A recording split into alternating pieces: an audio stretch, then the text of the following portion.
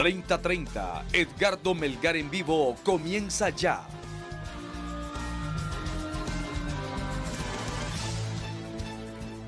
Hola, ¿qué tal? ¿Cómo están? Muy buenas noches. Les saluda Jackie Redondo por el licenciado Edgardo Melgar. Hoy tenemos un programa de lujo con invitados de diferentes partes y de diferentes países. Vamos a darle la bienvenida a José Daniel Acosta. Él está en Ecuador, es presentador y reportero de TC Televisión y redactor de temas políticos. Gracias por estar con nosotros. Bienvenido.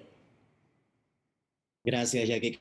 ¿Qué tal? ¿Cómo está? Buenas noches. Saludos desde acá de Ecuador. Son ya las 21 horas.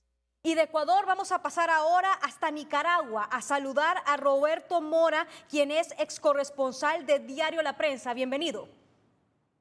Muchas gracias, Jackie, y bien agradecido también por invitarme a este espacio. Agradecidos también nosotros. Saludamos también a David Santos, él es columnista del periódico El Colombiano, nacionalidad colombiana y radica en Argentina. Bienvenido. Gracias, Jackie. Muchas gracias por la invitación. Y saludamos al periodista de El Faro en El Salvador, Nelson Rauta. Bienvenido. Muchas gracias, buenas noches. Gracias por la invitación. Aquí en Honduras está con nosotros Rodolfo Dumas, representante de la Sociedad Interamericana de Prensa. Bienvenido. Buenas noches, Jackie. Un placer para mí acompañarle y un saludo a quienes nos acompañan desde otros países que me imagino tendrán mucho que aportar esta noche sobre el tema que vamos a discutir. Así es, hoy vamos a hablar sobre la libertad de expresión, la libertad de prensa y vamos a comenzar de inmediato con Ecuador, con José Daniel Acosta. ¿Es difícil ser periodista en Ecuador, más que todo en estos momentos? Hola, ¿qué tal? Buenas noches nuevamente. A ver, bueno, hay que entender mucho el contexto que ha sucedido en Ecuador en cuanto al ejercicio periodístico. Y esto me voy a remontar un poco a lo que ocurrió durante el gobierno del expresidente Rafael Correa, donde nace una ley de comunicación, donde se dan unas directrices para el ejercicio periodístico y también un complemento a nivel de todo el ejercicio como tal. Esto ha tenido cambios, hemos tenido una ley orgánica de comunicación que ya se ha sujeto a varias modificaciones y que de hecho ahora actualmente se tramita en el Poder Legislativo de acá unas reformas para querer cambiar en más de un 90% lo que se aprobó en un referéndum en el gobierno de Rafael Correa, una ley que en su momento fue muy mordaz para el ejercicio periodístico porque era muy controlado desde el poder, desde quien estaba en ese momento en el poder y con el cambio de gobierno que en su momento fue de Lenín Moreno, se hicieron cambios, ahora con el actual gobierno de Guillermo Lasso se proponen hacer más cambios que de cierta forma deja un poco más a la responsabilidad del ejercicio periodístico como tal y no responder a los intereses de un gobierno de turno. Para hacerlo un poco más en síntesis de lo que está sucediendo. Ahora, también desde el tema, desde el ejercicio periodístico como tal, justamente nosotros hemos pasado hace pocos días un paro nacional organizado por los movimientos indígenas, donde se ha visto mucho la agresión a la prensa, ya no metiéndonos tanto en el ámbito de la ley, sino más bien en el ejercicio periodístico de los comunicadores, de quienes estamos, en este caso, en un periódico, frente a una cámara, muy estigmatizado que la prensa acá o los periodistas somos corruptos porque no se cuenta lo que ellos quieren y como ellos quieren saberlo. Lamentablemente desde este gobierno que te digo hace más de 14 años se impregnó acá una frase que se llama prensa corrupta, porque en su momento el poder era la frase que utilizaba para denigrar el trabajo periodístico cuando eran cosas que no estaban a su favor.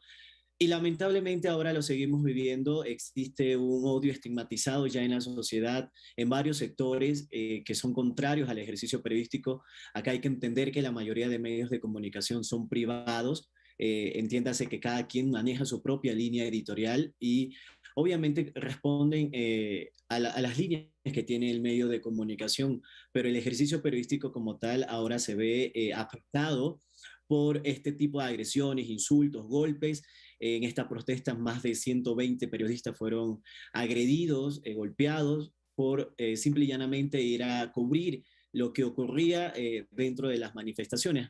Acá en Ecuador, en cuanto a libertad de expresión, sí tenemos mucha tela por cortar, como decimos, por los cambios, por la ley que tenemos, por el ejercicio, pero me atrevería a decir que en la actualidad al menos ya no tenemos el poder, desde el poder controlado el ejercicio periodístico, ya no existe ese minimizar a los periodistas por los trabajos que hacían o por estar en el poder, no ser susceptible o no ser tocados si es que era algo en contra. Recordemos que el periodismo está para eso, el periodismo no está para servir a quienes están en el poder, todo lo contrario, están para servir a la colectividad. ¿Ha pensado usted en algún momento dejar esta profesión? Es una pregunta que siempre nos hacemos cada vez que estamos en el campo de la batalla, pero al final nos reconforta que nuestro trabajo siempre tiene las bases del periodismo, que son las diversas, el contraste, verificación, todas las caras de la moneda. Y creo que no se me ha pasado por la cabeza tener que abandonarlo. Existe un temor, desde luego, pero enhorabuena, acá en Ecuador aún no existe, quizás no ha subido de nivel el tema de la agresión a los periodistas, entiéndase asesinatos. Entendamos que acá en Ecuador una realidad que se vive ahora es el tema del narcotráfico, la crisis carcelaria, descuartizados en las cárceles. Estamos subiendo quizás un poco más de nivel en el tema delincuencial. Los periodistas seguimos haciendo periodismo, pero no llegamos todavía a ese punto en el que comienzan a haber amenazas, asesinatos. Creíamos que todavía no estamos llegando a ese nivel. Y por ahora créeme que yo no he pensado dejar o abandonarlo, porque al final estamos haciendo un trabajo como cualquier otra profesión. Bueno, decía José Daniel Acosta de Ecuador que 120 periodistas han sido golpeados. Y tenemos que preguntar en Nicaragua, ¿qué está pasando en Nicaragua? Roberto Mora, ¿cómo es ser periodista en este país? Bueno, Jackie, las condiciones del periodismo en Nicaragua son de las peores que se puedan recordar a lo largo de la historia. Prácticamente yo no viví por lo menos como periodista la época de Somoza o incluso la época de la primera dictadura de Daniel Ortega, pero la situación en este momento, según las referencias históricas que tenemos, es una de las peores para el periodismo. Se encuentran al menos 120 periodistas exiliados, tuvieron que salir del país por seguridad.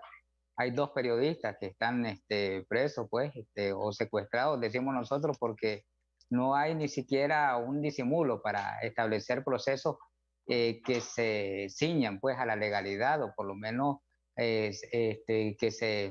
estén referidos a las leyes que establecen el país. Y estos 2 periodistas, pues simplemente por emitir sus opiniones o por estar en contra, digamos, del régimen de Daniel Ortega, están presos. Además de que tenemos también un periodista que fue asesinado precisamente cuando daba cobertura a las protestas sociales en el 2018. Es un asesinato que todavía, igual que los más de 350 manifestantes que murieron, según la CID, pues están todavía en impunidad. Cuando usted me dice que son las peores condiciones, en Nicaragua como periodista, ¿qué se puede hacer y qué no se puede hacer? En Nicaragua no se puede hacer periodismo, así de sencillo. No se puede hacer periodismo porque en este momento, de hecho, los periodistas que están dentro del país tienen que recopilar las informaciones de una manera clandestina, porque el Estado, digamos, el régimen de Daniel Ortega y Rosario Murillo, tienen sus propios medios de comunicación que son dirigidos por los hijos de ellos, y son esos los únicos que tienen, digamos, permiso, por decirlo así, para poder entrar a las instituciones que ellos mismos establecen, porque es el mismo régimen también que establece la agenda. Estos periodistas no tienen libertad para buscar cualquier tipo de información. Entonces, en el caso de los periodistas, el hecho de sacar su celular y tomar una foto en público se pone en riesgo en Nicaragua. El hecho de transmitir alguna información, ya sea económica, inclusive ya hasta transmitir informaciones con respecto a la pandemia, puso en riesgo muchos periodistas. De alguna manera ya los periodistas incluso no estamos firmando las noticias que hacemos en cada uno de los medios de comunicación independientes, que dicho sea de paso, pues son muy pocos, y los que están transmitiendo noticias en su mayoría están fuera del país. porque medios que han tenido una gran trayectoria histórica, por ejemplo, hablando de la prensa, el diario La Prensa, con casi ya 100 años pues, de historia, no solo ha sido asediado, tienen preso a su gerente y también se tomaron sus instalaciones. Y eso mismo ocurrió con 100% Noticias, uno de los canales también que dio cobertura a las protestas. Y eso ocurrió también con Confidencial. Y eso ocurrió recientemente con Trinchera de la Noticia. Hace como hace pocos días fueron cerrados, precisamente el lunes pasado, fueron cerrados 2 medios de comunicación más que pertenecen a la Iglesia Católica. Entonces, no hay ningún tipo de garantía para ejercer el periodismo en Nicaragua. Como no hay garantía, ¿ha pensado usted en algún momento dejar de ejercer el periodismo en este lugar? La verdad que los periodistas nos sentimos como con ese deber, esa necesidad de llevar la información a como sea a la población, aunque sea un gran riesgo, ¿verdad? Pero sí es muy peligroso, está demasiado peligroso y yo admiro inclusive el resto de colegas que tratan también de llevar esa información y buscarla de alguna manera, pero están sometiéndose en gran riesgo pues, por el tipo de régimen que tenemos y que no existe, o sea, en Nicaragua no hay ninguna institución que pueda garantizarnos la integridad física, mucho menos la vida o la libertad, pues. No hay ninguna garantía constitucional que pueda cumplirse, no hay ninguna garantía de derechos humanos, no hay ninguna institución que pueda salvaguardar nuestros derechos, pues todas las instituciones están al servicio del Poder Ejecutivo, en este caso Daniel Ortega y Rosario Murillo. Bueno, analizando lo que ha dicho tanto José Daniel Acosta de lo que está pasando en Ecuador y Roberto Mora de lo que está pasando en Nicaragua, ¿cuál es el análisis que podemos hacer, David Santos, como columnista del periódico El Colombiano, de cuál es la amenaza que tiene la prensa en estos momentos en América Latina?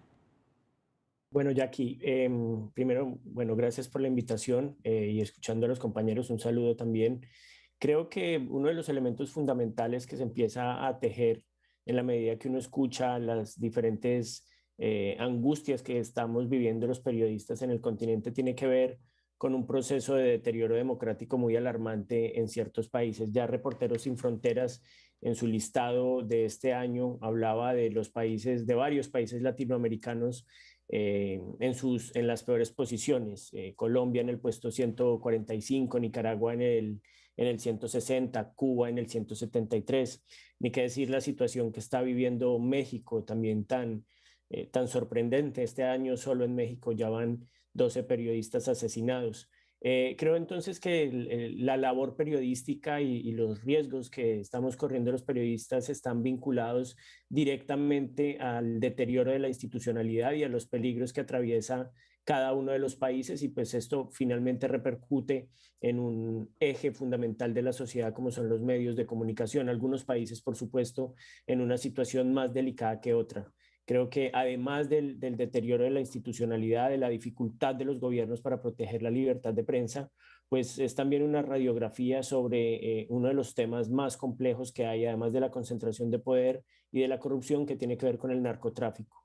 Creo que en la mayoría de los países en donde la situación está más difícil para los periodistas hay un asunto muy presente del narcotráfico. Eso lo vivimos en mi país, por supuesto, en Colombia.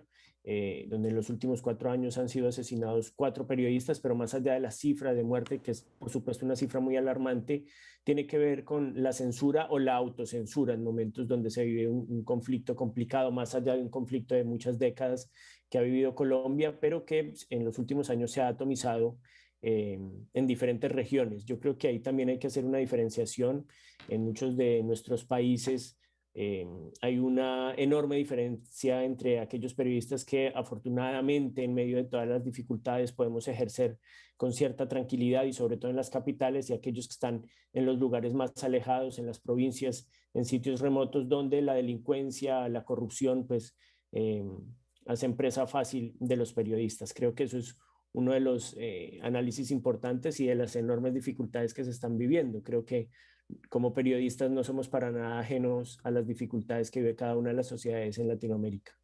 Bueno, y mire lo que está pasando en El Salvador. Con Nelson Rauda hemos estado viendo en los últimos meses informaciones sobre el Pegasus y cómo ha afectado esto a la prensa, cómo ha afectado esto al ejercicio periodístico en El Salvador. Bueno, una de las cuestiones que se dice acá en El Salvador es que este es el peor momento para ejercer el periodismo desde la firma de los acuerdos de paz. No solamente por Pegasus, en enero tuvimos, de este año tuvimos esa situación, docenas de periodistas que se había confirmado con experticias internacionales y validadas por organizaciones como Amnistía Internacional, que teníamos, entre ellos yo, pero varios colegas del periódico donde yo trabajo, en El Faro, varios colegas de otros medios independientes, que teníamos ese software. Y entonces ha habido una completa inactividad del Estado en tratar de investigar o esclarecer de quién es la responsabilidad de tener este software espía, a pesar de que se saben dos cosas. Uno, que solo se vende a gobiernos, y dos, que en el caso de El Salvador se detectó que estaba siendo operativizado desde dentro de El Salvador. Es decir, ¿quién estaba operando Pegasus en El Salvador? Un gobierno que estaba dentro de El Salvador. Pero no hemos tenido ninguna respuesta de la institucionalidad. Es un caso muy similar, yo creo que salvando las distancias, pero un caso muy similar a Nicaragua, en el que una sola persona concentra todos los poderes del Estado. Y a mí, yo pues tengo mi solidaridad con los colegas nicaragüenses, pero siempre que hablo con alguien de Nicaragua me dicen, mira, lo que ustedes están viviendo ahorita, nosotros ya lo vivimos. Es decir, ustedes que están en el futuro del que nosotros vamos, y es súper peligroso. Y luego uno dice estas cosas y uno es el exagerado, pero hay un clima exacerbado contra la libertad de prensa, contra los periodistas, un clima exacerbado en el cual hay un enemigo interno, un clima exacerbado en el cual hay toda una situación en la que el presidente crea esta sensación y esta realidad contra los periodistas, ese discurso antiperiodistas, y eso no es propio de un régimen democrático, más bien es propio de un régimen autoritario, y es el tipo de cosas que estamos denunciando desde El Salvador. ¿Ha reprimido Nayib Bukele a la prensa en El Salvador? Absolutamente, absolutamente. No solo, o sea, hay varias mediciones sobre esto. No solo bajamos, por ejemplo, en el índice de Reporteros Sin Fronteras, bajamos 30 lugares en El Salvador en términos de libertad de prensa. En la Asociación de Periodistas del Salvador, de la cual soy miembro, ya contabilizamos 4 periodistas básicamente exiliados, periodistas desplazados forzados, los llamamos nosotros, es decir, que se han ido del país por miedo a represalias por realizar su trabajo. Hay una ley mordaza que prohíbe y penaliza con cárcel el hecho de transmitir informaciones relativas a las pandillas, con unas definiciones bastante ambiguas que podrían penalizar incluso que uno ponga una foto de un graffiti en una comunidad controlada por pandillas, como si por el hecho de no decir que las comunidades están controladas por pandillas, se elimina el hecho de que estén controladas por pandillas.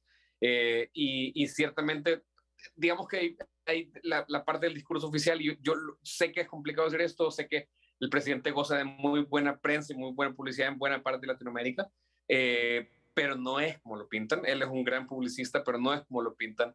Y entonces aquí en el gobierno le gusta decir que no hay periodistas asesinados y que no hay periodistas presos, como si esto fuera un gran premio, como si el hecho de que pudiéramos ejercer nuestro trabajo sin que nos maten o que nos apresen fuera aquella gran condicionante que sé que en atmósferas y en climas externos, pues sí es importante, pero hombre, no deberíamos de estar dándole gracias por el hecho de no fiscalizar o no penalizar hacer nuestro trabajo. Es arriesgado y es complicado hacer periodismo en El Salvador, y como digo, gente que tiene, yo tengo apenas 9 años de ejercer este trabajo, pero gente que tiene mucho más tiempo que yo de estar en esto dice que este es el peor momento para hacer periodismo desde que en El Salvador se firmaron los acuerdos de paz.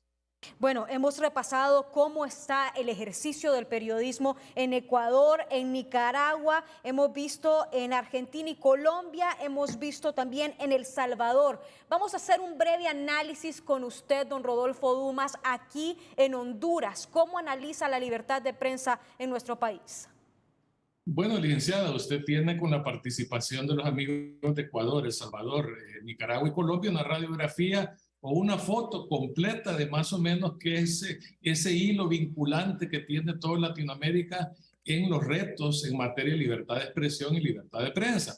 Obviamente el caso de Honduras no es distinto, es una mezcla de todos estos ingredientes. Venimos saliendo precisamente de una de las épocas más oscuras para el periodismo nacional. Recuerde usted que de 2010 a la fecha se han asesinado una cantidad enorme de periodistas y lo más grave de eso es que el 90 y pico % siguen en la impunidad, lo cual irremediablemente genera una autocensura y un temor para el ejercicio del periodismo nacional. Venimos de una época donde se publicó y se puso en vigencia una ley de secretos, una ley que era totalmente ilegítima, totalmente ilegal, inmoral, y que sirvió precisamente de escudo para que la prensa nacional no pudiera en algunos casos investigar casos de corrupción que ahora el pueblo hondureño lamenta profundamente porque han costado precisamente vidas humanas. En esta época que estamos viviendo en medio de una pandemia, recuerdo las palabras de la relatora de las Naciones Unidas de los Derechos Humanos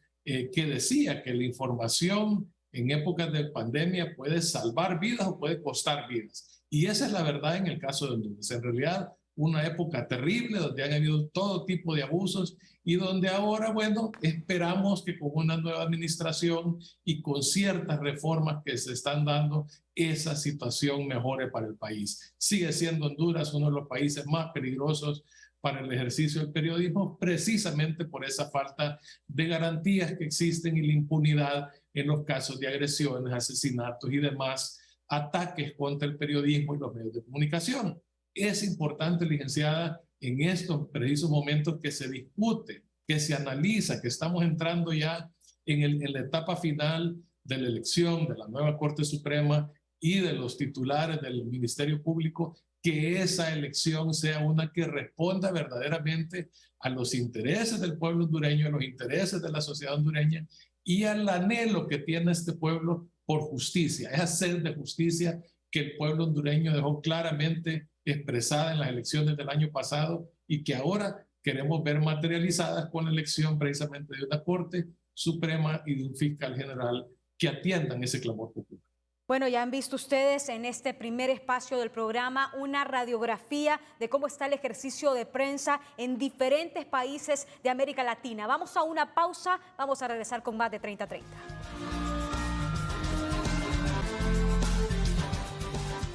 Bueno, muchas gracias por seguir con nosotros en 30-30. Vamos de inmediato hasta Ecuador con José Daniel Acosta y tenemos que consultarle. En los últimos meses miramos la presencia del expresidente Rafael Correa en el país, viendo pues cómo las autoridades de gobierno de Honduras le daban el reconocimiento. ¿Qué opina la prensa en Ecuador al respecto?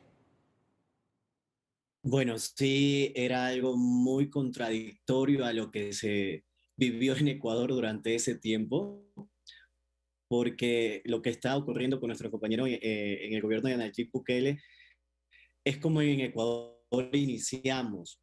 Recuerdo tanto, yo era más pequeño, era estudiante y veía cómo se trataba al periodista y cómo era el ejercicio periodístico durante ese tiempo. Era todo controlado desde el poder, era el poder el único el que tenía la verdad absoluta.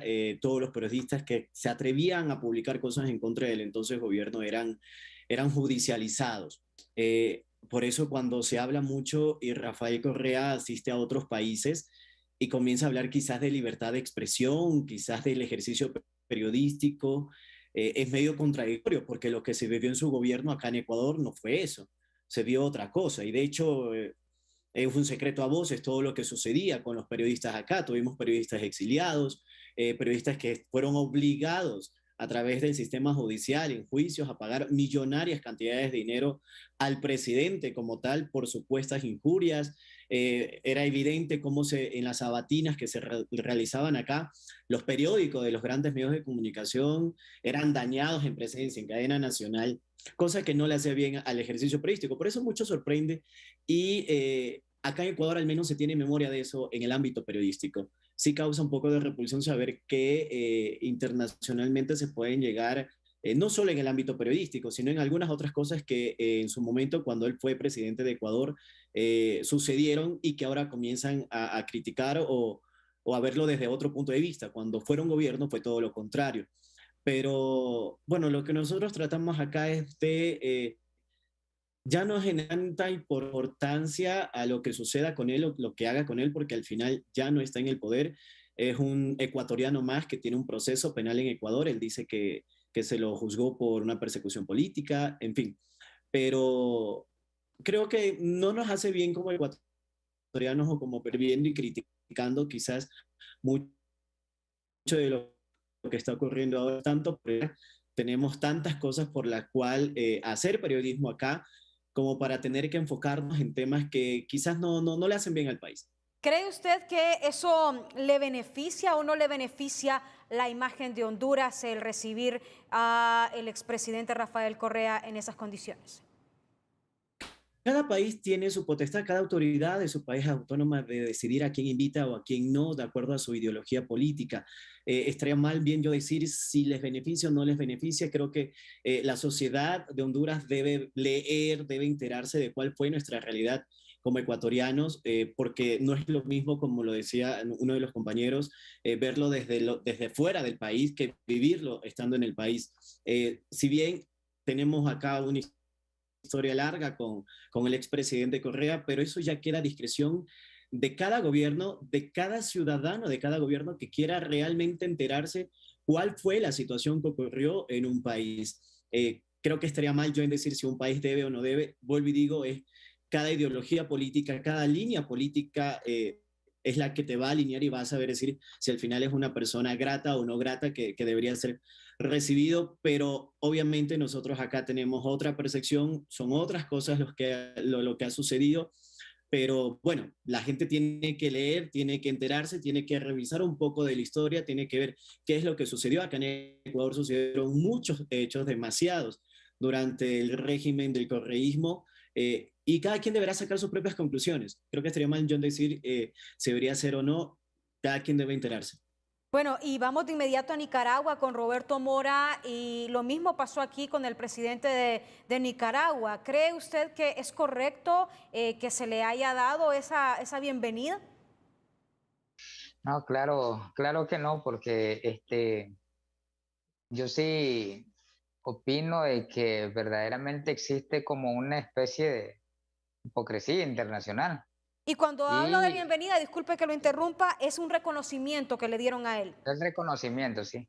Es un reconocimiento que hizo doña Xiomara al señor Daniel Ortega, pues, la verdad es que ese tipo de reconocimiento, o sea, por alguien que verdaderamente ha sido señalado de cometer crímenes de lesa humanidad, o por lo menos está siendo investigado por eso, son delitos de lesa humanidad lo que según la Comisión Interamericana de Derechos Humanos estableció que se cometieron en Nicaragua desde el 2018 al 2019. No sé si doña Xiomara está de acuerdo o aplaude ese tipo de conducta, o eso no importa pues para un mandatario a nivel internacional. Pero lamentablemente es un comportamiento que están teniendo prácticamente todos los jefes de Estado, prácticamente en diferentes partes de América Latina, y a pesar de las condenas que existen también de parte de países desarrollados que le llamamos nosotros, como Estados Unidos, la Unión Europea, también no pasan de los discursos y hablar bonito y denunciar pues dentro de sus foros ahí, ya sea en el Parlamento o en cualquier parte, pero en cuanto a la práctica no se ha visto ningún avance en ese sentido. No hay presión para que la situación del pueblo nicaragüense cambie y que se restablezcan las libertades de los nicaragüenses. Bueno, y siempre sobre este mismo tema, aquí en Honduras con don Rodolfo Dumas, ¿cómo podemos analizar? Ya usted ha escuchado la reacción de Ecuador, ya usted ha escuchado la reacción de Nicaragua.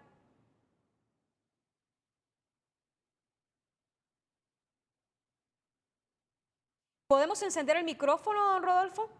Sí, Perdón, le decía que yo me quedo con lo que dice el licenciado Acosta. Me parece que nuestros países, particularmente en el caso de Honduras, está enfrentando retos tan gigantescos, tan graves, tan urgentes, que distraernos en estos temas, como que si invitamos a un exmandatario, no, en realidad no abona mucho a los temas que, repito, son verdaderamente graves. Estamos a las puertas, a la antesala de una hambruna mundial. Ayer precisamente leí un informe de un analista financiero, JP Morgan, que decía que el petróleo en las condiciones actuales y debido a la guerra de Ucrania podría alcanzar precios de $380 el barril. Esas son situaciones que para Honduras, estimada licenciada y amigos, serían absolutamente devastadoras, y son los temas en los que en realidad deberíamos de enfocarnos más allá de quién nos visita o no. Esas visitas en realidad son intrascendentes, no aportan absolutamente nada al país, no aportan nada a las soluciones que el país requiere, que son generar empleo, generar condiciones para la inversión, simplificación administrativa, Estado de Derecho, es decir, una cantidad de reformas que se tienen que hacer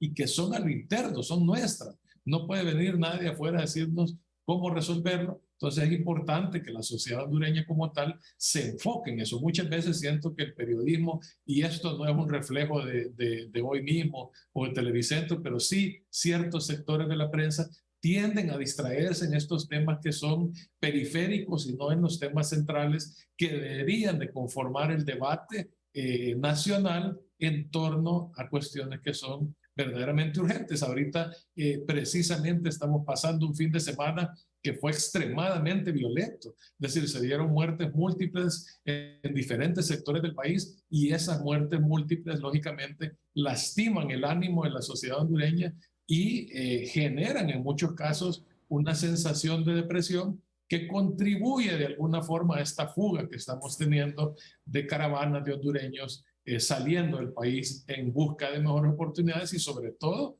en busca de seguridad. Entonces, repito, creo que estas visitas en realidad son intrascendentes, no aportan nada a las soluciones que el pueblo hondureño urge hoy en día. Todo empieza por algo, don Rodolfo, y definitivamente vamos a tener foros, y hemos tenido todos los días debates, hemos tenido todos los días análisis sobre el tema de la violencia, pero hoy estamos abordando el tema de la libertad de prensa, y todo comienza por algo, todo comienza por algo. Y por eso estamos analizando lo que ha pasado en otros países en donde el ejercicio de la libertad de prensa está más difícil, y cómo comenzaron esos países y por qué esos países llegaron hasta ahí. Totalmente de acuerdo, licenciada. Yo creo que el tema de la libertad de expresión es algo que debe y amerita una vigilancia permanente. Claro. Siempre estará en peligro. Todos los gobiernos tienen esa tendencia a querer controlar, a querer manipular, a querer afectar el periodismo y que se diga solo lo que ellos quieren que se diga, y en el caso de Honduras no va a ser distinto, no fue distinto en el pasado reciente y no va a ser distinto ahora. El tema es nosotros estar atentos a evitar que eso ocurra, precisamente si se presentaren, digamos, iniciativas de ley que tiendan a ese tipo de controles que van más allá de lo que permiten los estándares internacionales, como ocurrió en el pasado. Recuerde usted que en el 2012 querían meter una ley bozal para los medios de comunicación electrónicos, y se hizo la lucha y se detuvo ese intento por callar a ciertos medios de comunicación. Entonces, esto es una lucha permanente, y coincido con usted, es algo donde no solo la prensa, sino que todo el pueblo hondureño debe estar vigilante, teniendo en cuenta que la libertad de expresión no es monopolio de la prensa o de los periodistas, sino que es un derecho universal, es decir, es de todos los seres humanos. Creo que alguien quería opinar. Sí, yo ya aquí, José Daniel de Ecuador, Rodolfo, yo quería discrepar muchísimo con lo que usted dice, que no hay que prestarle atención. Creo que sí se le debe prestar atención con lo que un político al final es un funcionario público que recibe dinero estatal de todos los ciudadanos de un país. Hay que prestarle mucha atención porque, claro, no viene a decir que se viene a reunir con cualquier persona, viene a reunirse con alguien que estuvo frente a un país. En caso de Ecuador es una persona que está sentenciada por casos de corrupción, uno de los gobiernos donde se generó bastante corrupción, que hasta el día de hoy han pasado ya vamos por un segundo gobierno y se siguen destapando casos de corrupción. No es por hacer un símil, pero no es lo mismo que se reúna con una figura por la paz que se venga a reunir con un narcotráfico. A eso sí le van a prestar atención. se está reuniendo con un narcotráfico. Creo que es muy importante que toda autoridad de todo país debe cuidar mucho con quién se reúne, dónde se reúne y por qué se reúne. Hay que ver mucho los antecedentes. Por eso discrepo no en el tema de ahondar en la visita de alguien, sino saber quién es el que va a visitar, de dónde es, qué hizo, por qué razón no está en su país, por qué está asilado, pero obviamente dando desde todas las características. Creo que sí hay que prestarle mucha la atención con quién un funcionario público se reúne, porque, reitero, un funcionario público, los medios de comunicación no estamos para alabar o halagar el trabajo de un funcionario público, estamos para criticar, para ahondar, para buscar qué es lo que está haciendo mal, porque de eso se va a tratar, que gobierne bien, de que saque un país adelante, porque si todo lo está haciendo bien, entonces ¿para qué está el periodismo? Para eso tienen solo sus relacionistas públicos. Solo eso es un tema que quería como que sí llevarte un poco la contra. Bueno, y miren lo que está pasando en Colombia. Por primera vez vemos a un presidente de afiliación izquierda, estamos hablando de Gustavo Petro. ¿Cuál es el análisis que podemos darle, David Santos, usted que está en Argentina, pero que es columnista del periódico El Colombiano? Bueno, sí, justamente se cumple ya la primera semana después de las elecciones en Colombia.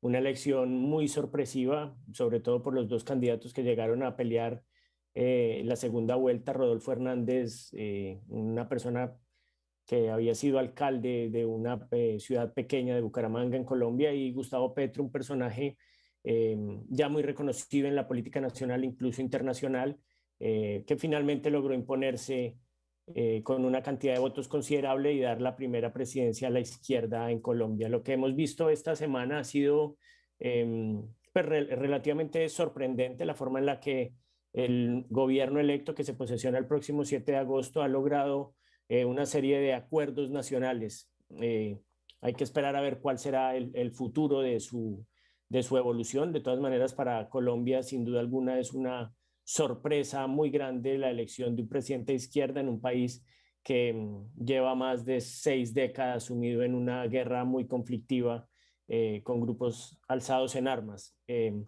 mismo Gustavo Petro perteneció en los años 80 a la guerrilla del M-19, el movimiento 19 de abril, y esto parecía que lo hacía imposible de llegar a la presidencia. Él ya se había lanzado en 2 oportunidades, en el 2010 y en el 2018, y bueno, finalmente acá logra llegar con una especie de gobierno de coalición muy fuerte, en la que incluso se ha reunido con sectores de centro y de derecha. Esta semana lo vimos reunirse con el expresidente Álvaro Uribe, que es quizá la figura más emblemática de la derecha en Colombia. Y hay bastantes expectativas por lo que pueda suceder en los meses venideros y, por supuesto, a partir de su posesión el próximo mes.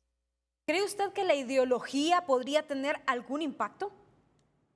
No, yo creo que, como hablaba el doctor Dumas, en momentos de restricciones a la prensa, la ideología pasa a un segundo plano.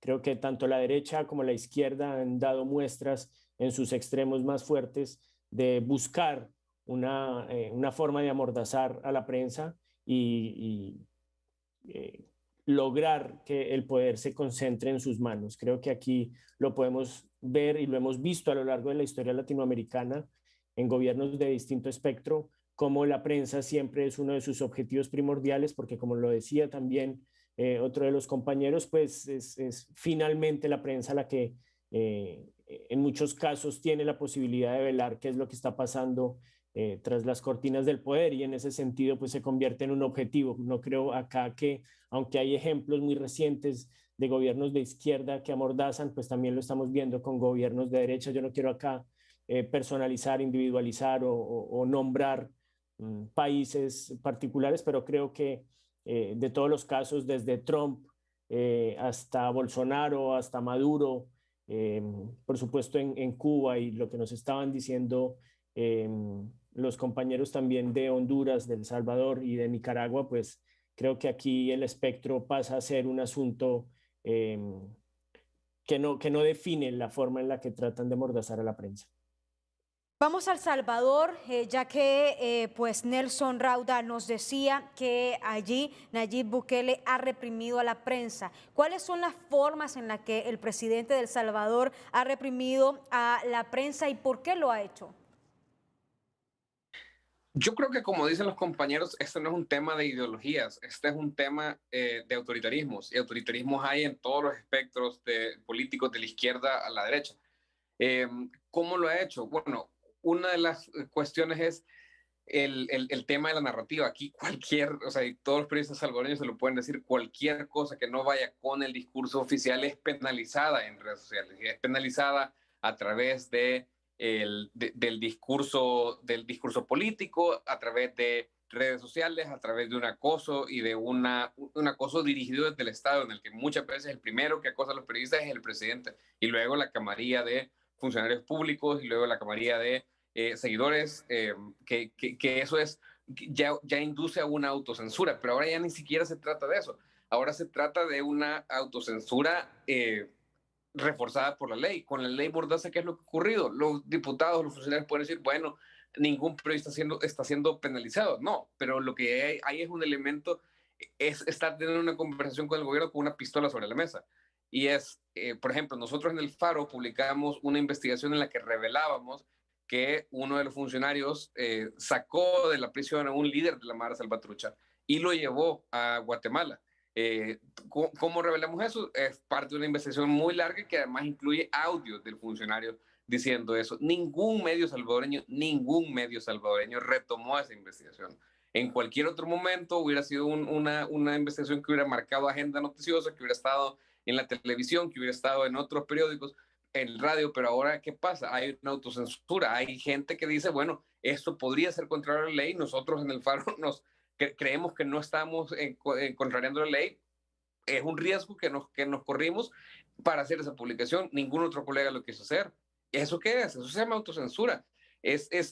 Toda esta situación de estar... No es un invento del presidente Bukele, no es un invento, no es el primer gobierno que lo hace. Los colegas de Ecuador nos pueden decir, los colegas de Nicaragua nos pueden decir, ustedes en Honduras nos pueden decir, la gente en México nos puede decir, es el mismo camino. Lo que pasa es que luego el presidente tiene mucha publicidad y seguramente gente en Honduras que me esté viendo dirá, bueno, vos sos de la oposición, vos no querés, porque hay gente que dice que cómo quisiéramos una Nayib Bukele en sus países, pero en realidad el presidente es un autoritario que controla los tres órganos del Estado. Lo mismo y eso yo se los digo a los colegas hondureños todo el tiempo, lo mismo que hizo Juan Orlando Hernández, que tenía el control del Congreso y que cambió la constitución hondureña no permitía reelegirse, pero él se reeligió, lo mismo ha hecho Bukele acá. La constitución salvadoreña dice en 6 artículos diferentes que no se puede reelegir, y ahora la Corte Constitucional que él puso a través de sus diputados dice que sí se puede reelegir. Es el mismo manual de autoritario clásico que es una amenaza para el periodismo, pero es una amenaza no solo para el periodismo, sino que para la democracia. Es muy inconveniente que los funcionarios del Ejecutivo sean quienes digan o quienes den un resultado de la libertad de prensa, pero eso es lo que está pasando. Y termino con eso, que es, bueno, el punto de la libertad de prensa no es la libertad de los periodistas. O sea, la libertad de prensa no es un derecho de los periodistas. La libertad de prensa es un derecho a la gente a acceder a mejor información y a información de calidad. En la medida que los periodistas estén autocensurados, en la medida que los periodistas tengan temor de que por hacer su trabajo van a tener represalias, la ciudadanía accede a menos información de menos calidad, y eso repercute. No es bueno para la ciudadanía tener menos de esa información, aunque los gobiernos le digan que es bueno. Así es, porque nuestro trabajo es decir la verdad, porque si no fuéramos relaciones públicas. Muchas gracias. Exacto. Vamos de inmediato a una pausa, ya volvemos.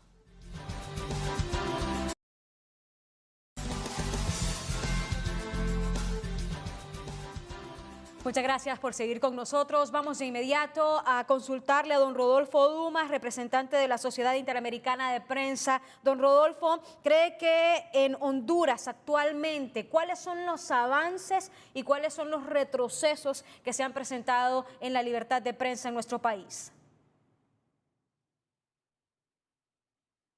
Me parece que en términos generales, como le decía antes, tenemos que ver esto desde el contexto del cual venimos saliendo, es decir, venimos saliendo de una década sumamente complicada donde se dieron una cantidad de decisiones, resoluciones, leyes y acciones concretas que perjudicaron el periodismo. La más grave de todas, lógicamente, todo esto que gira alrededor de la impunidad en los asesinatos, atentados y agresiones contra periodistas. Me parece que un avance importante fue la eliminación o derogación de la ley de secretos, porque era una ley que de alguna manera impedía precisamente esa labor de buscar información que era de interés público y que tenía que ver fundamentalmente con asuntos de interés nacional. Entonces, ese era un obstáculo importante que había que sacar del camino. Ahora, quedan muchos pendientes. Por ejemplo, sigue estando penalizado, digamos, el tema de los delitos contra el honor, un capítulo que sigue incorporado al Código Penal, que de por sí es un instrumento bastante débil y que, como en su momento se señaló, tampoco responde a las necesidades del pueblo hondureño, pero ciertamente ese capítulo en particular es algo que nosotros hemos insistido por muchísimo tiempo que debe ser eliminado, y particularmente en lo que tiene que ver precisamente con funcionarios públicos, personas que voluntariamente se someten a la actividad pública o asuntos de interés público. Entonces, me parece que ese sería a corto plazo uno de los retos más importantes que se deben superar. Ahora, también a la par de eso tiene que venir un verdadero mecanismo de protección para quienes ejercen esa labor del periodismo, recordando la doble dimensión del periodismo, es decir, por un lado, esa posibilidad que tiene todo ser humano de buscar, recibir y difundir información, pero lógicamente también ese derecho que tiene la sociedad de recibir informaciones de manera oportuna para poder tomar también decisiones que sean más adecuadas a los intereses nacionales. En el pasado se habilitó, se creó un mecanismo de protección que lastimosamente nunca gozó de los fondos o de los recursos materiales, financieros y de la voluntad política, sobre todo, para funcionar de una manera efectiva. Y eso es lo que ha resultado en una cantidad enorme de periodistas que se han visto obligados a abandonar el país al no sentir que el país le responde adecuadamente. Entonces tenemos una situación donde para defender el periodismo no hay recursos, no hay institucionalidad, no hay nada, pero para atacarlo y para tratar de controlarlo pareciera que sí hay cierta voluntad. Entonces, eso diría yo que a corto plazo son los retos más importantes que enfrenta el periodismo para, digamos, desarrollar una labor más efectiva en beneficio de la sociedad. Vamos a Ecuador con José Daniel Acosta. ¿Cómo catalogan ustedes el gobierno de Guillermo Lasso?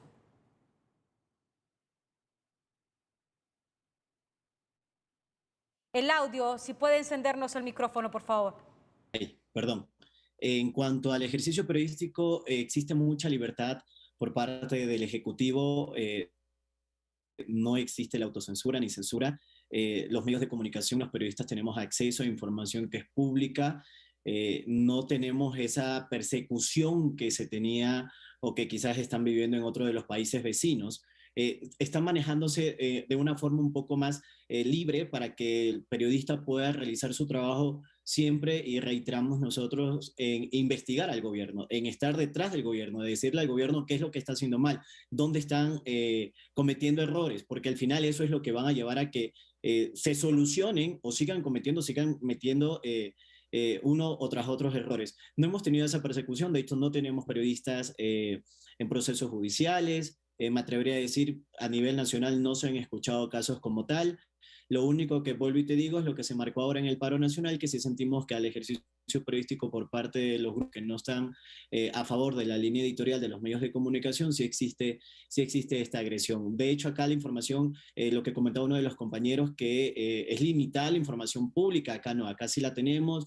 Los funcionarios públicos están sujetos a rendir información, a contar lo que está sucediendo. De hecho, acá se crea un cerco mediático cuando un funcionario público no lo hace, cuando no quiere hablarle a la prensa, porque ya tuvimos una experiencia, ya se pasó esa experiencia, y lo que necesitamos es no volver a caer en eso, en el que solamente el poder es el que maneja la información y solo quieren que se conozca lo que ellos quieren, más no lo que se está haciendo tras bastidores, qué sucede y cómo se hace. Vamos a la pausa. Cuando regresemos vamos a hablar de los retos que tiene Nicaragua en el tema de libertad de prensa.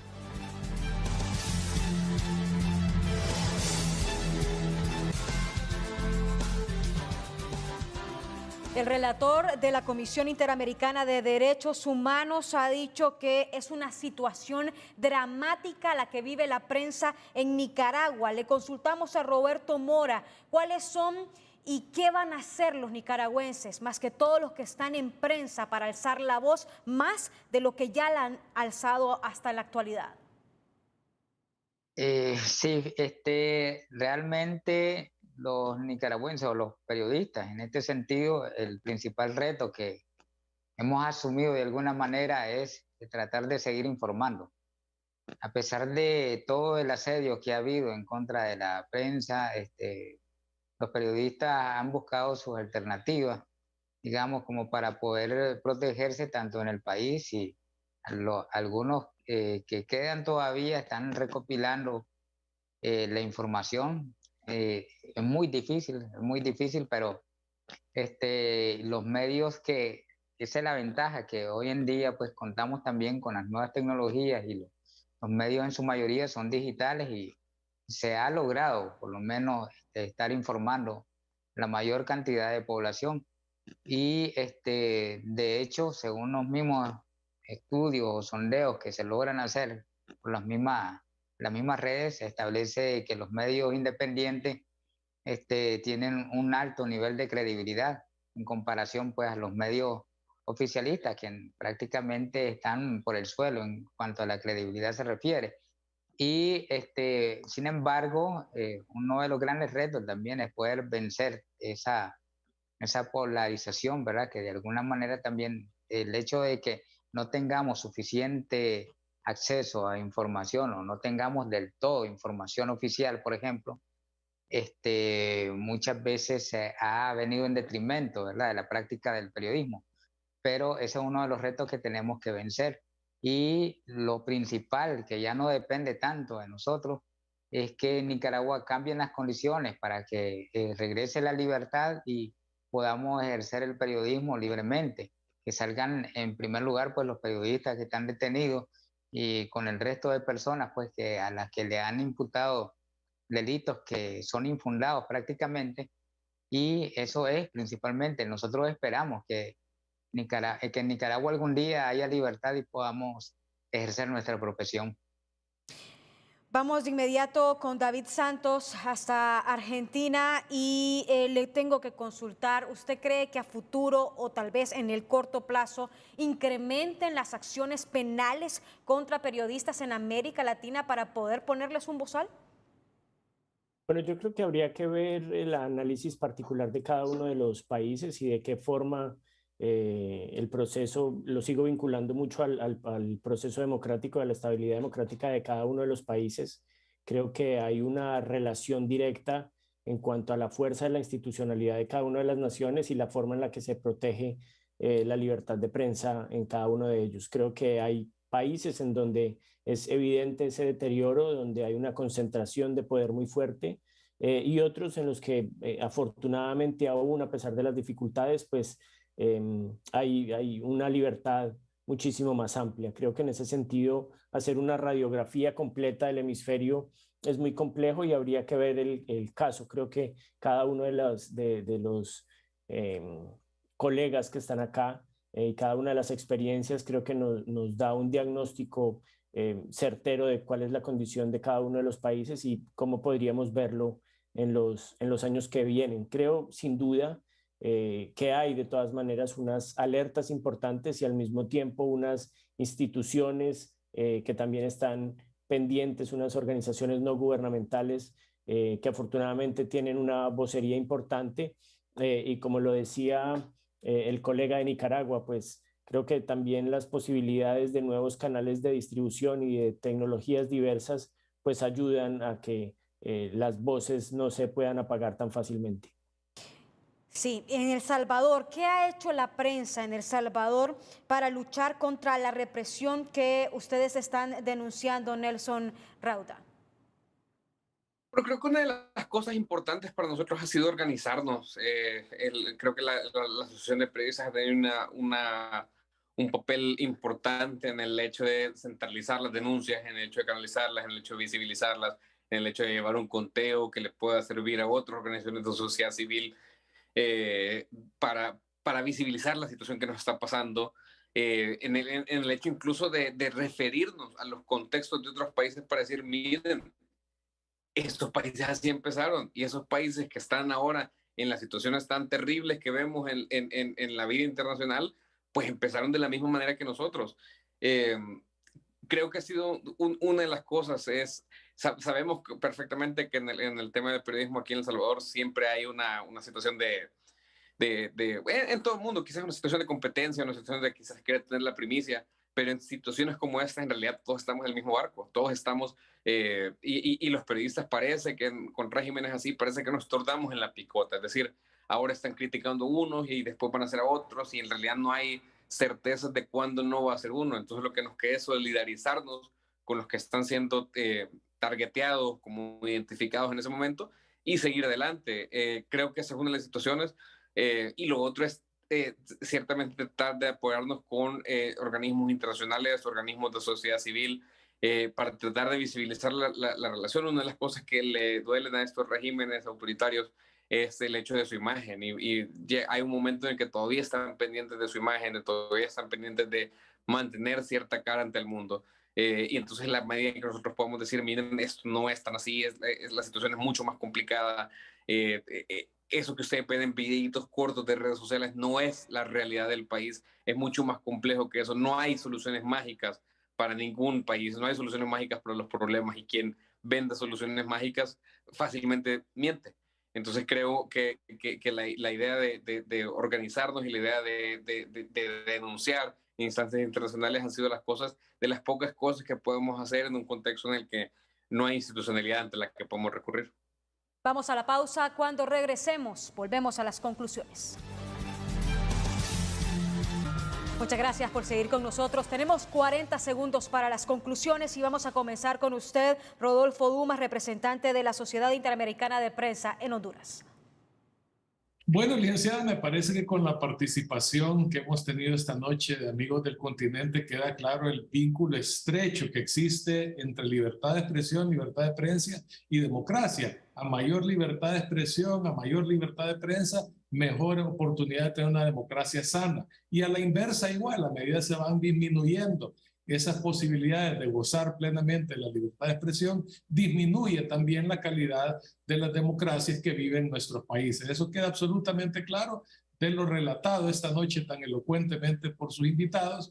Y también un tema que me parece muy importante es que ciertamente el periodismo enfrenta retos importantes, y dentro de esos muchos retos que enfrenta está el tema de la credibilidad, y tiene que trabajarse mucho en el tema ético a nivel del periodismo. Recuerde usted que estos gobiernos que tienen cortes autoritarios generalmente se alimentan mucho del mito, y eso me recuerda una frase que la vez pasada que estuvimos compartiendo con usted, la recordaba, que es del presidente Kennedy, y decía que muchas veces el gran enemigo de la verdad no es la mentira deliberada y artificial, sino que más bien el mito persistente, persuasivo y real. Y es contra esos mitos que nos toca luchar a todos, saberlos identificar, y para poder hacer eso creo que hay dos elementos importantes. Uno, la educación, que es un elemento vital en el caso de Honduras, y por supuesto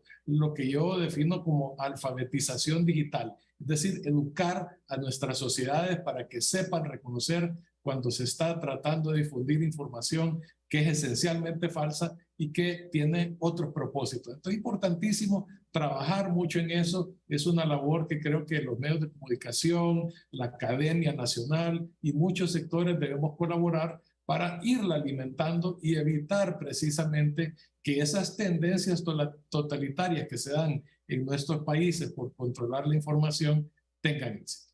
Gracias. 40 segundos, José Daniel Acosta desde Ecuador.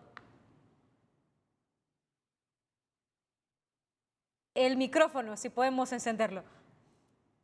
Como decía Rodolfo, creo que en cada país tenemos muchos retos por cumplir, pero creo que el buen periodismo se debe mantener. Mientras que sigue incomodando a los poderes de turno, a los grupos que quieren controlarlo, creo que el periodismo debe existir y es nuestra razón de ser, es nuestra esencia. incomodar a ciertos sectores que quieren tener todo controlado, que quieren que todo se publique a su estilo.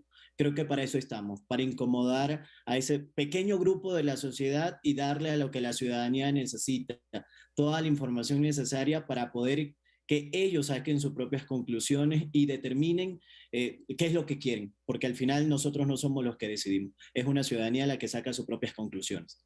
Vamos de inmediato a Nicaragua con Roberto Mora. Sí, Jackie, pienso, bueno, en principio hay que tener en cuenta, como decía don Rodolfo, que la madre de todas las libertades es la libertad de expresión, porque también haciendo comparación con el ejemplo que ponía anteriormente sobre la hambruna, por ejemplo, de la que advertía, de hecho sin libertad, pues como está ocurriendo ya en algunos países como Cuba o Corea del Norte, ya sin libertad ni siquiera el ciudadano puede decir que tiene hambre. Entonces, una de las situaciones también que cuarta todo tipo de libertades ciudadanas. Y tenemos como reto también, que comparto esa idea, de mantener y hacer el esfuerzo, nosotros los periodistas, de apegarnos siempre lo más que se pueda a la verdad y a la objetividad, pues siempre cumplirle a la audiencia, a la ciudadanía, de informarle con base a la verdad y no conforme a ideología. Ese es el gran reto que tenemos, y en el caso de nosotros los periodistas nicaragüenses tenemos el reto también de sobrevivir como prensa independiente, como periodistas.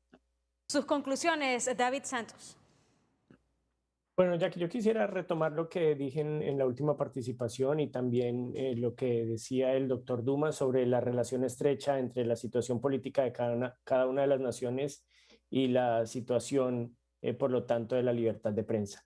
Yo creo, de todas maneras, que se vienen años bastante complejos para toda Latinoamérica, en general para todo el mundo. El inicio de la situación social y económica que estamos arrancando ahora en lo que se podría considerar como una pospandemia, pues nos va a generar bastantes retos como sociedad y por lo tanto como prensa. Creo que ahí el asunto va a estar muy vinculado y hay que estar muy atentos.